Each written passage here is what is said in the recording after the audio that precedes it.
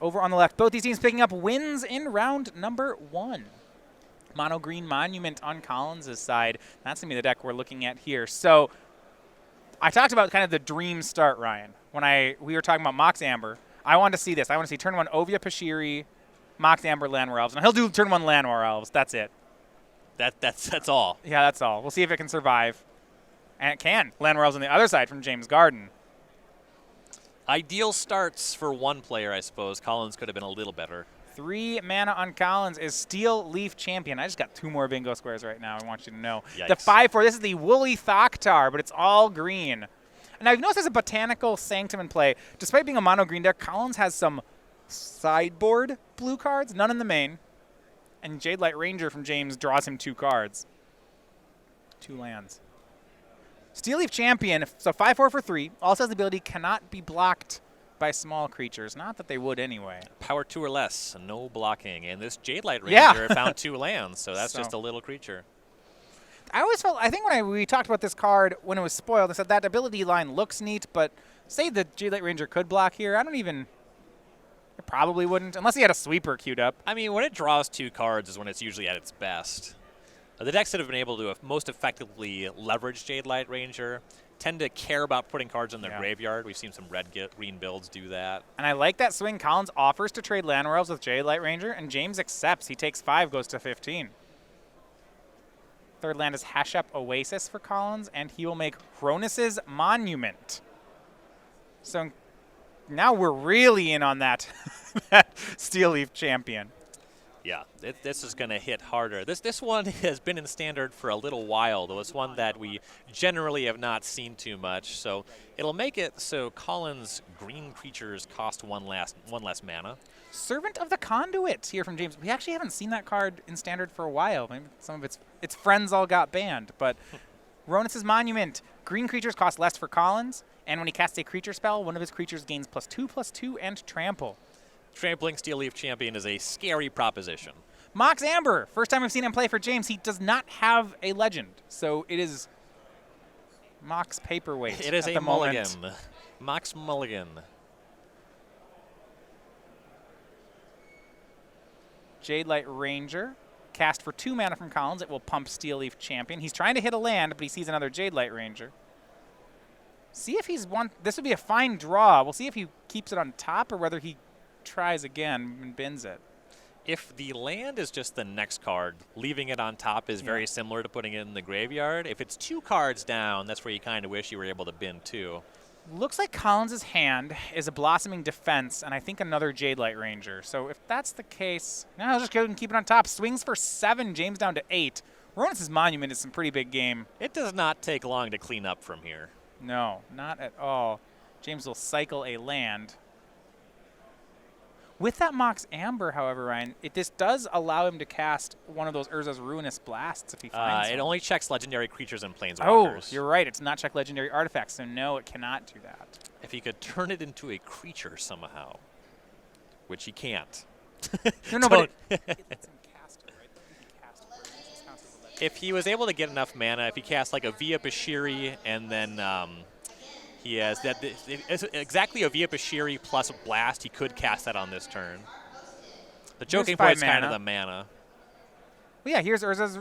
That's that's Lyra. not. No. Okay. Another card. Yeah. Lyra Dawnbringer. Yeah, Ruinous Blast would have been a game rules violation on this battlefield. All right. Lyra Dawnbringer, 5/5, flying first strike lifelink. Kind of a Baneslayer Angel style card here. It's got some other text. That means when you have it can't even have 2 of them in play. Other angels get 1/1 on lifelink. It doesn't play other angels. No. Oh, you mentioned if Collins has Blossoming Defense in hand, if you cast a green creature pre-combat, pluses the Steel Leaf Champion and attacks, this Lyra has to be on blocking duty. Yep. This attack is lethal. It's secret lethal, but lethal nonetheless. I like secret lethal. Secret lethal is one of the most powerful forms of lethal. Jade Light Ranger. Well, what he actually can do here is now he has to choose what he wants to target. He'll go with Steel Leaf, I guess, and another Steel Leaf on top. That one doesn't. I don't like that. You can't discount that off Cronus' Monument. Yeah, that's why we have to bin it. And Llanowar Elves. Don't know if he wants that one either. It's another pump spell. It's probably worth putting in the graveyard, but it's fine. Yeah, I mean, with his deck, I think every card's a pump spell.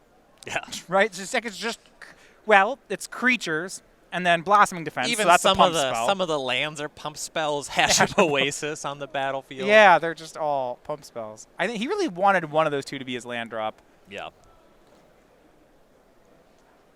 He'll bin that pair of 4/3s. That 1/4/3 can't attack, so Steel Leaf Champion swinging for 7. If James doesn't block, Blossoming Defense will kill him. So it is a chump block. James gains 5, goes to 13. Then a trample for 2 will put him back down to 11. Yep. And kind of looking for exactly Ovia Bashiri Ruinous Blast on this turn. Once you start hitting more land drops, 2 and 3 mana legendary creatures start to be able to do it. James looks like a grip of 5 lands. That's not good. Nope. It looks like one of them is a cycling land. A Scattered Groves he's been hanging on to for a minute. But he's just going to pick them up. All right, game 1 to Collins Mullen. Green Monument. Impressive there on Collins' side. We are seeing, you know, this is, I think, a deck that was on everyone's radar when we looked at the spoiler. We saw Llanowar Elves getting reprinted, and we're like, great, that card's great. Yep. You see Steel Leaf Champion, it's like, okay, I want to do that on turn 2. Yeah. Collins did, and he's up 1-0. That's kind of the ideal curve there, and he was able to execute here. We'll see if things get tougher post-sideboard, though, in a minute. All right. We'll be back then.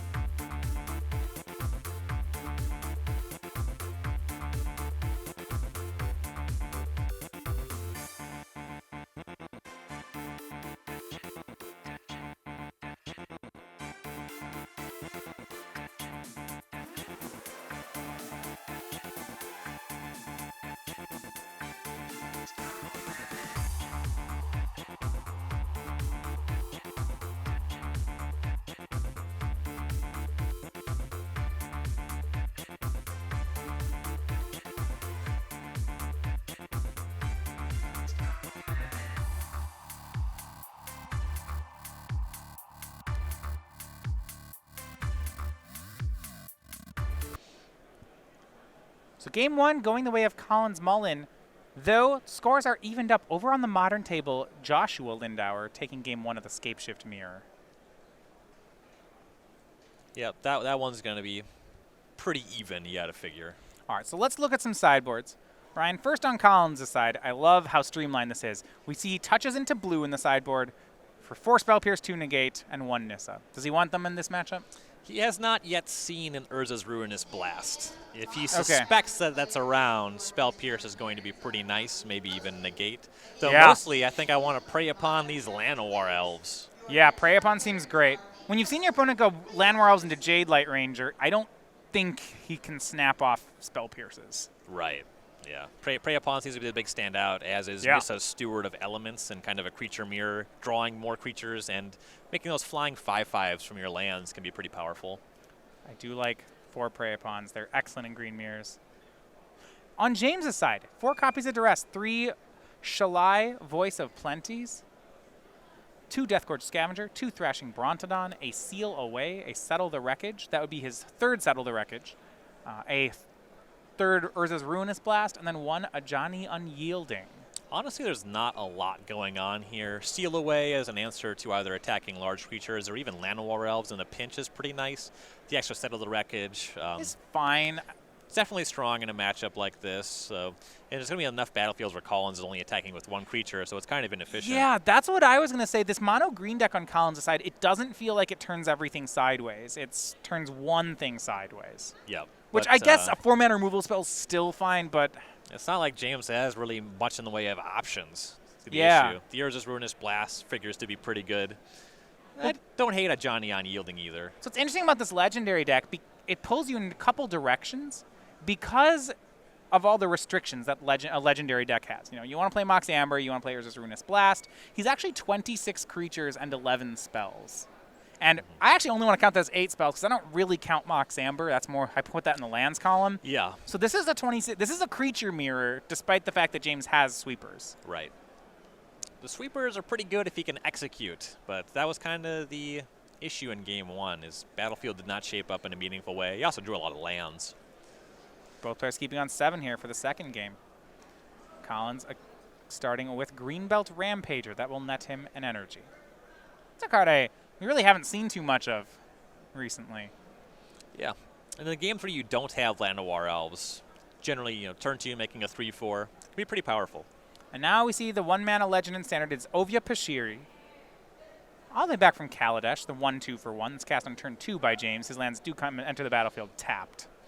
Greenbelt Rampager actually a pretty interesting interaction with Ronus's Monument.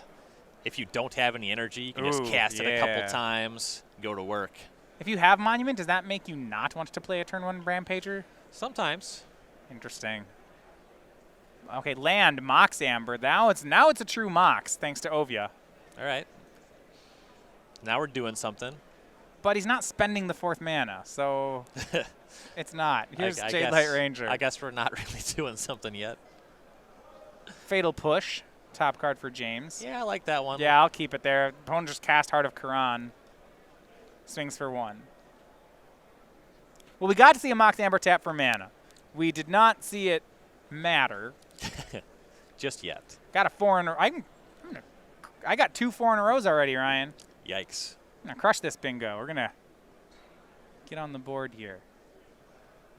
One of them involves Knight of the Reliquary. That's probably happening this match. I don't expect to see that one, but Legendary Sorcery could certainly be looming. Urza's Ruinous Blast would win it. Notably, it so far it's is not good here in this game. I don't think James would cast it yet. It's my read. I'm inclined to agree. You know, I've lost Ovia Pashiri a lot in Kaladesh Limited, and it actually looks like it might be pretty good here, just in regular Magic, too. I lost a game or 2 of Brawl to Ovia Bashiri. Nice trick here from Collins. Greenbelt Rampager enters the battlefield, crews Heart of Kiran, and then bounces back. Heart of Kiran will attack for 4, or will attempt to, but Fatal Push hits it. And Resilient Kenra. Yes? No. What? Yeah, No, that's the other one. Yep. So he's attempting to crack in for 6 there. Got to see a second copy of Fatal Push from James there. So Collins knows about 1 that James picked up this turn. Another Jade Light Ranger from James. First puts a Llanowar Elves into the bin. Now we see Urza's Ruinous Blast. Come on, man. You got to cast that. I'm sure it's good on this board. That's not remotely true. Not so much. It's my bingo card. Don't put that in the bin. That is a threatening card, and it's a good one for Collins to know about. Legendary Sorcery, castable only if you have a legendary creature or planeswalker. Ovia Bashiri checks that box. He's keeping it on top. Good. We're right where it's supposed to be. Exile all non-land, non-legendary permanents. Currently, for Collins, that would be 1 Resilient Kenra for James. It would be yeah, it's not great. 2 yet. Jade Light Rangers, 2 4-powered Jade Light Rangers.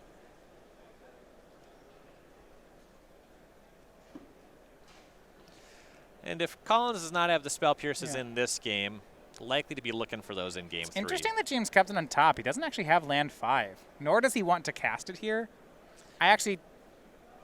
You got to figure in the games that Collins wins from here, you need it's going to be a good card. Yeah, I can see that. Here's Ronus's Monument from Collins.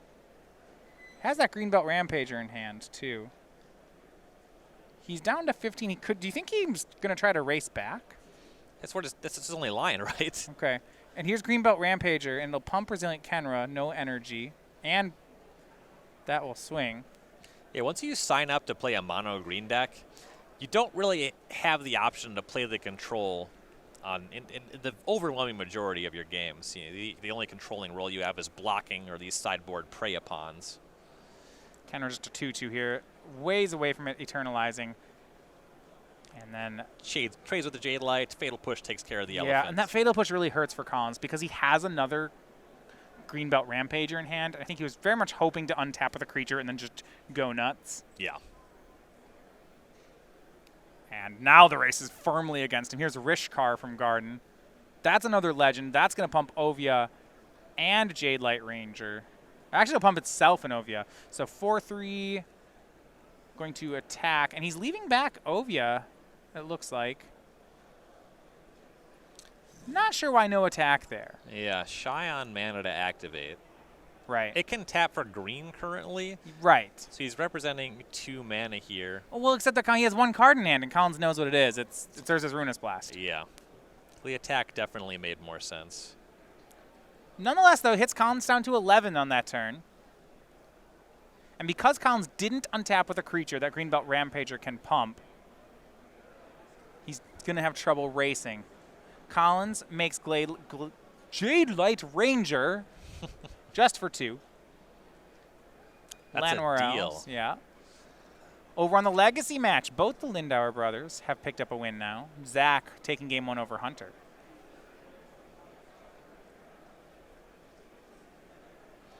Yeah, while Deathrite Shaman is very good against Dredge, you generally have to have it on turn 1. If you don't know the matchup is Dredge, you can keep a hand that's pretty bad against that one. It's when they put you on the play that you know they're on Dredge. I hope this is a mana version. Like, yeah, this is mana Dredge, so not so much. Manaless Dredge is definitely a deck that is categorically cute. It's so bad. They thought Caesar, and like, oh, dang, you had it. Just like, come on, man. What are you doing? There was a really good match a few years back. There was actually a feature, Dredge versus Reanimator, where the Reanimator player thought Caesar's the Dredge player and then casts Exhume, and the Golgari Grave Troll that was bin checks itself, and it just goes on the battlefield so he can't dredge it.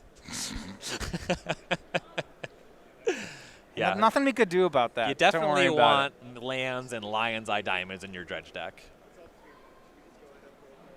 Modern ties it up. Becky Adlman takes game 2 with Naya Escape Shift. Resilient Kenra, also cast here from Ronus's Monument. It can pump its... None of this stuff has haste. They're all getting very big. Yeah, that is the problem here.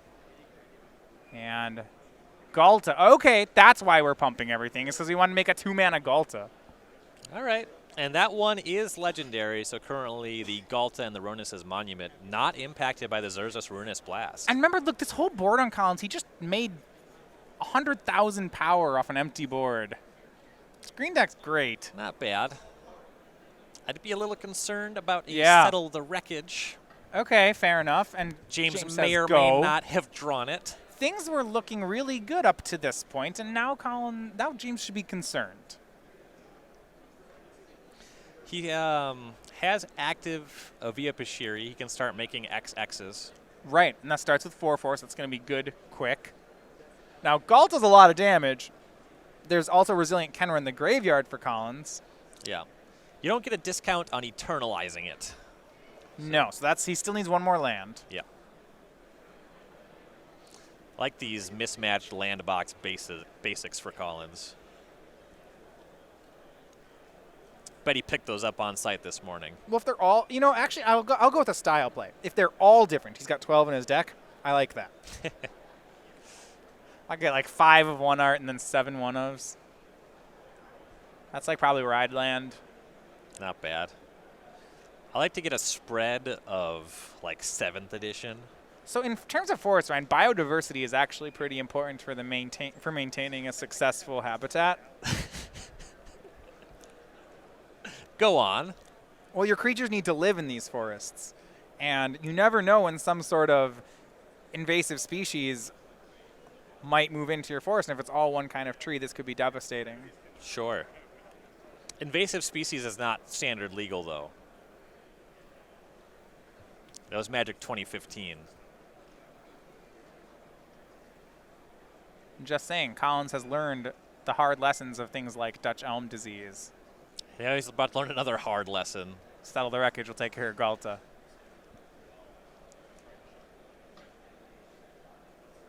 Go get another mismatched forest. This is just a good sustainable practice. Well, actually, it's the same as the second from the bottom. Okay.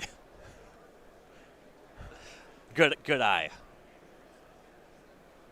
Now Collins will have the mana to start eternalizing Earthshaker Kenra. Right. So that trade, I mean, can't be happy to lose Galta, but there's a consolation prize. Yep. Though from here, the Ruinous Blast does sweep up Collins, and the cost has been getting lower for James. Yeah, he has 2. Yeah, it now looks like a very favorable card to cast. And more favorable all the time. Yeah, Collins. Well, I'm interested that Collins is committing this. He knows about Urza's Ruinous Blast. Yeah. Oh, that's why. Another Galta. That makes sense. Okay. I'm there. I was like, yeah, there's a. So if James, Urza's Ruinous Blast, does he die? So hold on, we eternalize the Kenra. Yep. It's a 4/4. So it pumps for eternalizing does not check for monument. Oh, it's only on cast. Okay, so it only pumps Galta for 4. So it's only a 16 is not what I would consider to be a small number. Well, he has 19 life points. Yeah, it's probably fine. Got something to work with. Though he's a bit shy of making a trade in combat. Thrashing Brontodon for James. Yeah, he did not want to pull the trigger on that Ruinous Blast here as we go back to Collins. It's like 12 power currently available for James. That's not going to be enough against Galta. It's enough at the base rate, but Collins is going to be attacking for more than that. This is going to be a huge dinosaur. Is there a punishment here if he just swings for 16? Does he die on the crackback? No, it just seems... He's at 11. He leaves back all these blockers. So how much power do we have in play for James? 2 from the Ovia. The Jade Light Ranger makes 6. The Rishkar makes 9. The Bronzon makes 12. Yeah. I'm in.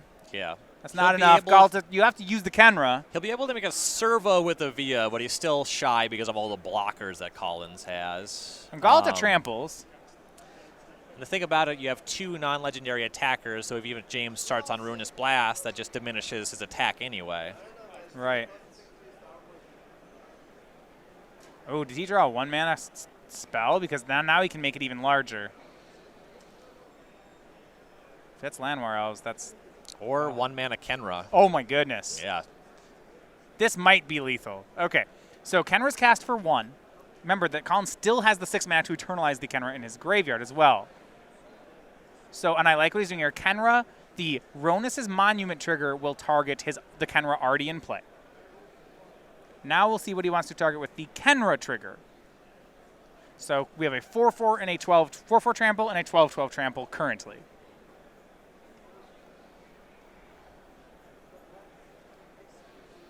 This is going to get good.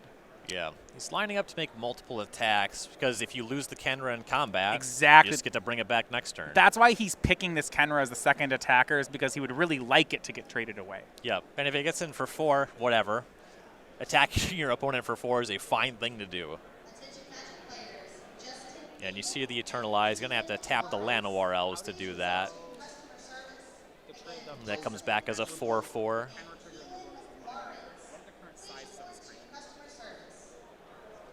Right.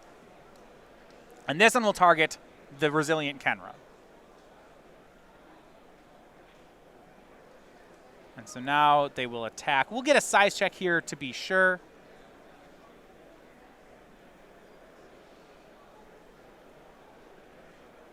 So Ronus's Monument. So he had 1 Monument trigger and 2 Kenra triggers. Yep. It would make sense to put the Monument trigger or the first Kenra on the Galta because currently James has 12 power as blockers. Yeah, So- you have to use Monument on the Kenra to give it trample. Otherwise, it won't trample. Yeah. Getting quad blocked is not the worst thing in the world. Well, here's an attack. It is... He had 8 points of pump to throw around. So 10, 10, and 12, 12 is close to what's happening here. And we're going to see a huge... Yeah, so it's and we can confirm now from the table, Judge. The Kenra attacking is a 10-10. The bottom one is Galta's a 12-12. So all the creatures in front of Galta appears to be the block. Just those 3 makes less sense. Yeah, and you want to order these blockers so you kill the Ovia if the Galta is getting traded away in combat, because then you just turn off the Ruinous Blast. Yeah, and the Rishkar needs to go. Right. But yeah, that's what he's doing. He had the Ovia at the back of the line previously. Oh, and you're saying, yeah, you got to move that one up. Yeah, that one's got to be up front. So he's going to deal damage to Rishkar, then Ovia, then Brontodon, then Jade Light. Their toughnesses together are 3, 3, 4, and 3. So the Jade Light will actually survive. And James will take 10 off that Resilient Kenra. He drops to 9, but he's lost his legendary creature, as you mentioned. Yep. And so now can't cast Urza's Ruinous Blast in his hand. And with the mana available, he can't. Yeah. There's nothing he can draw that sets up for that. It's possible that he's going to be getting hit for lethal on the following turn. We have a really good spread here of various attackers for Collins. I would say it's more than possible. I don't think he has a way out. Yeah, currently, we can put you can absorb 3 damage with the Jade Light Ranger. Yeah. And then what we have 3, 6, 9, 10. So Llanowar Elves can absorb 2 more, so you can survive at 1. Yeah, cast Llanowar Elves. Collins knows about the last card. He's not going to respect Settle the Wreckage. Any creature would do it here. Jade Light Ranger, sure. 2-2 and trample to something, to that Kenra. And James going to pick up the cards. Yeah, so 2-0 win for Collins Mullen there. And James Gardin, he has a lot of tools that are good in this matchup, but you saw a lot of difficulty casting the legendary sorcery Urza's Ruinous Blast. And Yeah. Mox Amber also requires a number of enablers. You saw that one be kind of mopey in game 1. And these decks Yeah. are really tough to figure out. Yeah, so first he couldn't cast legendary sorcery, and by the time he could cast it, it wasn't even good. Yeah. So I like that he's going for a legendary deck. Not entirely sure. Yeah, I also wanted to discuss that these difficulties were against a mono-green opponent. Yeah. Imagine if your opponent's casting removal spells. Yeah, so I'm interested in these other cards. So things we didn't see on James's side, Teshar, Ancestor's Apostle, Shauna Sisei's Legacy. It feels like there's still more to go here. When you're in this doing this shell of Servant of the Conduit, Jade Light Ranger, Rishkar, you could be playing Constrictor, for example. Yep. And I'm not convinced that what he's doing is better than Constrictor right now. Right. Yeah, the payoffs are a little more obvious. The deck just kind of makes sense. You have a good working shell, whereas this deck actually asks a lot of questions. Immediately, when you're talking about needing an early enabler, it kind of makes sense to want to play 4 copies of like a Viopashiri and 4 copies of Shauna, and those are ones that he's on 3 on. So you might see a direction change in that a little bit, go heavier on those ones and lighter on the 4 and 5 mana ones. So some updates, all the games finishing there. In Modern, Joshua Lindower wins Game 3. As a lot of times is in these Scape Shift mirrors, you'll see the players trade back and forth wins. The die roll super matters, and It did. Joshua takes the win. So Legacy is going to be where things are decided. We also saw Hunter Nance win Game 2 in Legacy. So Game 3 will be Dredge v. Grixis Delver. So move over to that table. Look at these fancy cameras. Yeah, we're going to zoom in on this Legacy match. Got some new equipment this weekend. Impressive stuff. Look what technology has brought us. The future is here from the Infinite Energy Center.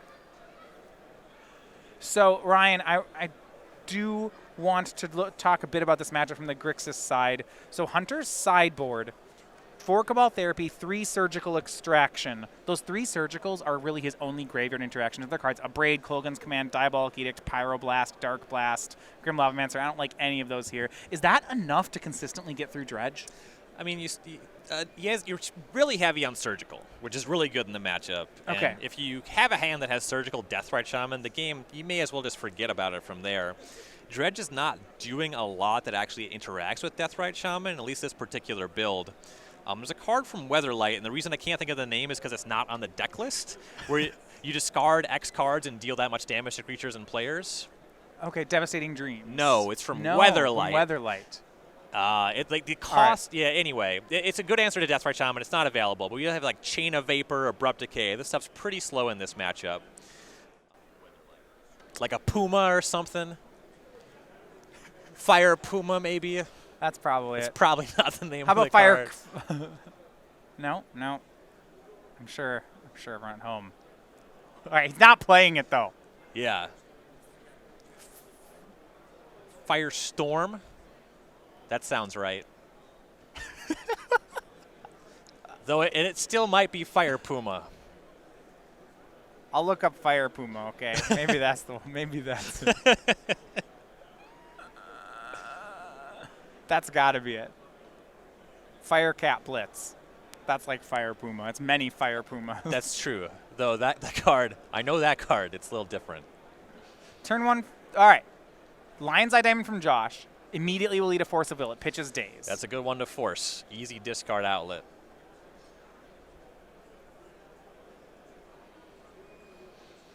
But it looks like Zach got the ready with more. A Faithless Looting, maybe a Careful Study in hand here, and the land, Gemstone Mine. And, yeah, there we go, Careful Study. It's like Faithless Looting. I don't know if it's better or worse. It's worse, but it's blue, so I like that. Discards Bridge from Below and Golgari Grave Troll and passes. Yeah, I like the sequencing on Study before Faithless Looting, because you don't want... Faithless Looting has flashback if some graveyard shenanigans happen here. Maintaining that one can be meaningful. So you go over to Hunter. This one will decide the round. You'd love to see a Surgical on that Golgari Grave Troll from Nance.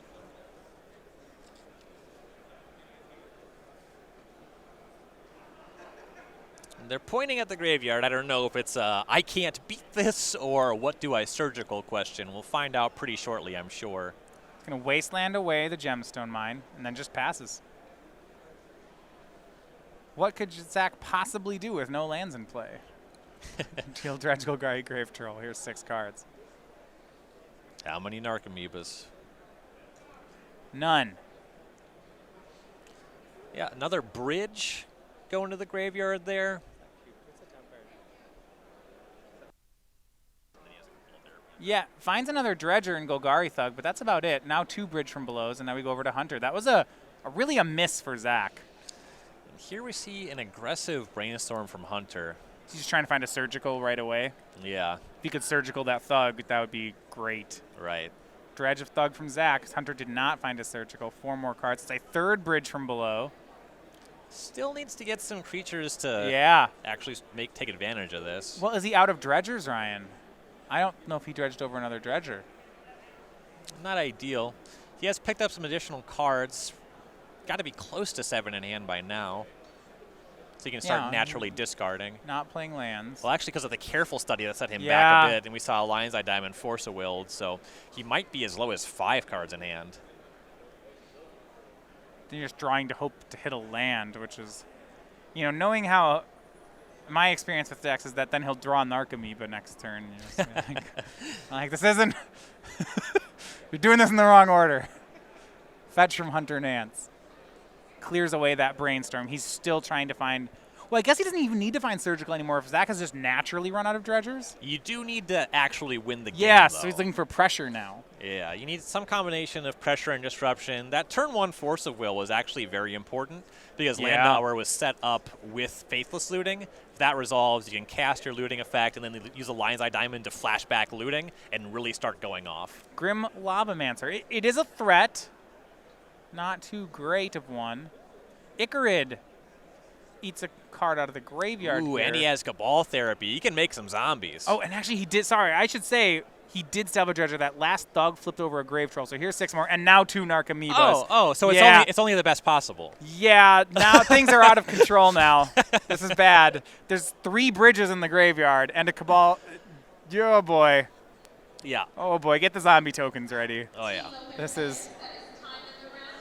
Not that there's really We're doing anything. it. There's nothing meaningful to really therapy here, because if Hunter had a way to disrupt you, he would Yeah. have already played it. Yeah, you just want 2/2s. Yeah. Already won 2 of the 3 matches. Please sign your slip and get it to a judge. We're going to take a look here. Sacrifices Narcomoeba for a flashback. If you choose to continue that 3rd match. I honestly don't know if there's a terribly meaningful name from this point. Sometimes the Grixis Delver deck will have some kind of sweeper on their sideboard for some matchups. Though typically it's Marsh Casualties at this stage in the game because of True Name Nemesis, and Hunter nowhere near kicking that one. So you're saying we can't Grim Lavamancer down these zombies? It's a tall order. Okay. That zombie number, I expect that to grow over time rather than shrink. Here we go. There's 3. Therapy resolving. I don't think we can't race from here either. Grim Lavamancer. All right, you're at 20? Yeah. Yeah, Grim Lavamancer just kind of worse than a zombie token at this stage. And Lindower able to make plenty of those. Oh, well, there's 2 lands and a Young Pyromancer. I'm assuming Zach didn't name Young Pyromancer. No, he went with Deathrite Shaman. A fine name. I don't think he missed out on some value, but I don't think that's. Well, there's no spells to go with the Young Pyromancer, so that one Yeah. shouldn't be buying too much time.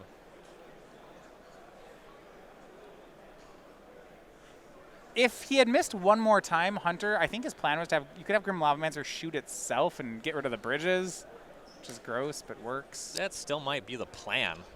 It's not good enough. Is there another therapy in the graveyard? Is that what's happening? Oh, well now it's definitely not good enough. Oh no, this is just Icarus Oh, sacrificing. it's just the sacrifice. Yeah, All right, so you there's don't- 3 more zombies. You don't want to make that attack because if the Grim Lavamancer blocks, your bridges are gone. Yeah. Hunter draws.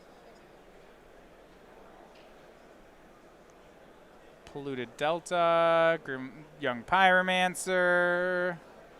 His hand is 2 lands. Gonna pass. It has been Oh boy. a while since I've played against Dredge, and this is definitely my first time covering it. But Wow. Okay. Grixis Delver not presenting what it needs. This deck has been largely pushed out of the format, and Grixis Delver, the popularity of Deathrite Shaman is one of the reasons. But as you can see, the deck can still win games. Icarid comes back again. Stinkweed Imp's Dredge for 5. Some more Narcomoebas, maybe Cabal Therapies, maybe who cares. Nothing really in the yard that matters. A Thug, a Stinkweed Imp, and a Faithless Looting were all placed in. But he has 13 power in play, so that'll be good. If he attacks now, he'll offer a trade, which means he'll lose his bridge from belows, but that might be okay at this point. Yeah, he has plenty of zombies. You don't really want to throw him away willy-nilly. Well, he's in an interesting spot where he has no land. He has no mana, and if he continues to dredge every turn, he will never get any mana. So at that point, his deck is really just trying to win using Icarids and Narcomoebas Yep. and bridge zombies, which may be enough. Probably is. And if you're used to watching Modern Dredge, this is not a Bloodghast build. There's nothing like Bloodghast Right. plus deck more salvage. Really just making zombies and Icarids. And Or prized amalgams. the Dread Return package is in the sideboard. That was something that was commonly main decked. Yeah, Like you'd have a Dredge is kinda at its Flamekin height. Zealot or something. Right. This deck is just kind of trying to play a value strategy, and with a lot of 4-color control, Grixis Delver, the strategy is going to be good enough in a lot of spots.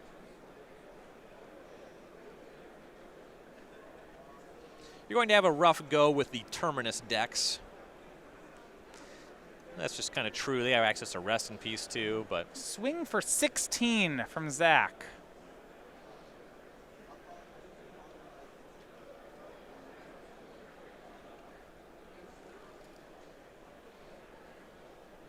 Now Icarid's gonna die end step. getting 3 more zombies. I just don't see Hunter working his way through this. No, he's extremely far behind. And as for cards in the sideboard, there's just nothing that comes close to making up this kind of ground in the battlefield. No, and it's why we saw him really early on try to, like that main phase brainstorm to try to hit surgical. It was the right strategy for Hunter. Yeah. Because I think he knew once things got to this point, he wasn't going to be able to recover. The best thing you can do is just draw a lot of cantrips in succession, make a ton of elemental tokens, but there's so much ground to make up from here. Yeah, I mean, you could maybe, if it was 1 bridge from below, that might work, but 3 and 3 more zombies on the way, that's too much. Yeah, that's a very tall order. Correction here, Hunter at 17 currently.